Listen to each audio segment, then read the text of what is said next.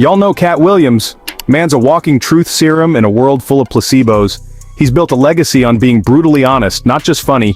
In comedy, where most play it safe, Katt calls out the fakes, even if it costs him. And for years that finger's been pointed at one dude, Kevin Hart. Katt claims Kevin isn't just a comedian, he's a Hollywood product, crafted for mass appeal. Today, we're breaking down the 10 times Katt Williams predicted Kevin Hart's rise as a Hollywood commodity. Let's get into it. Number 10. Katt's core argument. Organic king versus manufactured king. In Katt's world, you earn your crown in gritty clubs, brick by brick, laugh by laugh. But Kevin's rise? Katt saw a coronation, not a conquest. Hollywood suits picked Kevin, not the people. It wasn't about who was funniest or most original, it was about who was most marketable. Katt saw this as a hostile takeover of comedy's soul. The executives bypassed the streets, printed the money, and handed Kevin the crown. Legends like Pryor and Murphy fought for their thrones. Katt says Kevin was handed his. For Katt, this wasn't jealousy, it was about authenticity. He saw the art form getting gentrified, the raw voice replaced by a polished spokesperson. When Katt says Hollywood picked him, he's calling out a career built on compromise. Kevin wasn't chosen by the people, he was selected by the system comedians are supposed to challenge. And for Katt, that was the original sin. Number 9. Katt's critique. Kevin was chosen because he was safe for white people. Black comedy has always been a weapon, a mirror to society's ugliest parts. Pryor, Murphy, they made people uncomfortable, spoke hard truths. Katt says Kevin's comedy pulled its teeth, no sharp commentary, just safe, universal jokes. His material is about height, family, everyday frustrations, never the real, raw black experience. Katt argues Kevin sanded down his identity for mass appeal. No deep dives into race, no biting social commentary, just feel-good entertainment. Safe isn't just shade, it's a loaded accusation. Katt says Kevin became the designated black friend for middle America. Funny, charming, and never controversial. He was the perfect ambassador for an industry that wants black faces, but not always black voices. Katt's point: to reach mega-stardom, Kevin had to neuter his platform. He chose comfort over confrontation. Number 8. Katt's crossroads. Principles or profit? Katt says Kevin sprinted after the money, leaving the message behind. Look at Kevin's movies. Fun, profitable, but what's the message? Katt argues there isn't one, just the same safe, bankable character. Compare that to Murphy or Pryor, who used fame to break barriers and say something real. Katt saw Kevin choosing the safest, most lucrative options every time. He wasn't pushing boundaries, he was reinforcing them. For Katt, Kevin prioritized being a star over being a meaningful voice. He took roles that sold tickets, not roles that mattered. Katt calls it the ultimate sellout, choosing profit over impact. Kevin had a chance to be revolutionary, but chose to be reliable for Hollywood. Number 7. Katt's personal critique. Kevin never talks about the struggle. Black art is about survival, finding joy in pain, laughter in struggle. Katt asks, where's Philly in Kevin's comedy? Where's the grit? Kevin's material is so polished it feels disconnected from real hardship.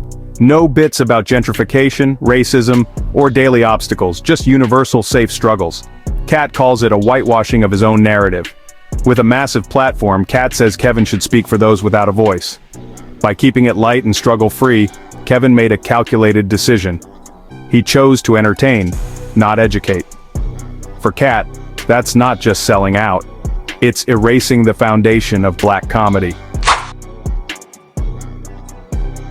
Number 6. Katt's shot at the comedy economy. Kevin's endless stream of specials. Katt says, they don't give you that many unless you sell out. Old school comics spent years perfecting 1 hour. Each special was an event. Kevin drops a new special every year. Katt finds that suspicious.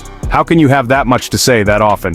Katt's answer, you can't unless it's formulaic, it's fast food, not a home-cooked meal. Katt sees a corporate partnership. Netflix gets safe, reliable content, Kevin gets exposure and paychecks, no risks, no experiments, just the same brand of comedy. Katt mocks the Netflix deal as the shift from artist to content creator. An artist serves the muse, a content creator serves the algorithm. By churning out specials, Katt says Kevin became a cog in the machine. He traded rare masterpieces for disposable content. He sold authenticity for screen time. Number 5. Katt's definition of greatness: risk. The kings of comedy, Pryor, Carlin, Murphy, took risks, put careers on the line for truth. Katt says Kevin's career is the opposite, meticulously managed, risk-averse. Every joke, every movie, every statement feels calculated for mass appeal. There's no danger, no edge, no moment where Kevin might blow it all up for honesty. For Katt, that disqualifies him from being king. A king leads, blazes trails, dares to offend. Kevin, Katt says, is a manager of a franchise, not a trailblazer. He maintains the status quo, doesn't challenge it. Popularity isn't greatness. Greatness requires sacrifice. You need the guts to bomb, the courage to offend, the conviction to stand for something.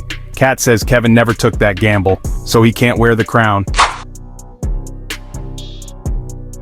Number 4, Katt's most vivid prediction. That boy got a puppet master. Katt's a lone wolf. Kevin's surrounded by a corporate machine. Katt doesn't see support, he sees control. Kevin Hart, the man, has been replaced by Kevin Hart, the brand. Katt imagines a boardroom of executives pulling the strings. Kevin's career isn't an artistic journey, it's a business plan. The Heartbeat empire is too perfect, too seamless to be the work of a messy, impulsive artist. Katt says Kevin traded autonomy for a piece of a larger enterprise. Every move is weighed against the brand's value.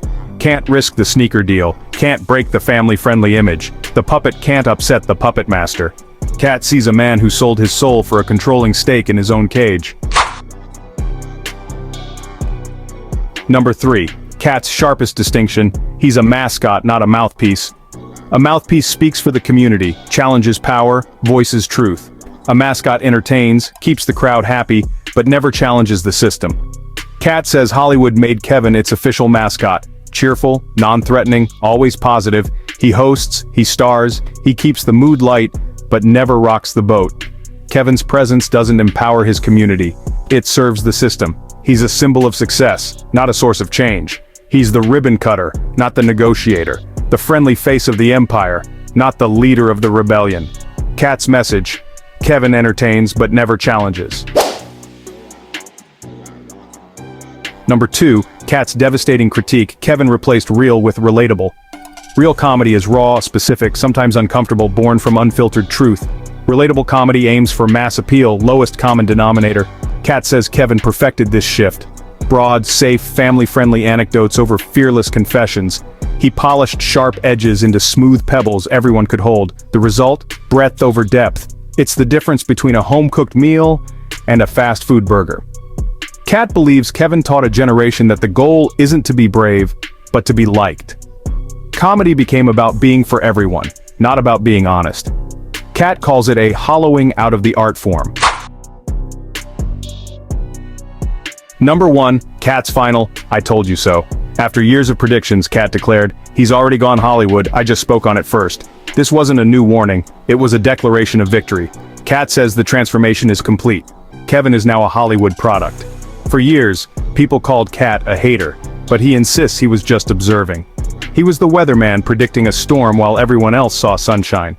By the time people questioned Kevin's authenticity, Katt says the deal was already done. Kevin had become a brand, not a comedian from the neighborhood. Katt frames himself as the prophet who saw it all coming.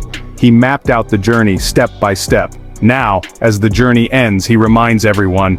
He saw the Hollywood sign in Kevin's eyes before anyone else. Katt was the first to call it. So there you have it, 10 ways Katt Williams laid out his case. Whether you see Kevin as a titan or Katt as a hater, you can't deny Katt's words echoed for years. As Kevin's fame exploded, the questions Katt raised became mainstream.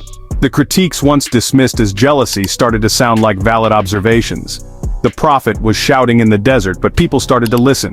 Love Kevin, hate Katt, or just enjoy the show, one thing's clear. Katt saw it coming, and he never held his tongue.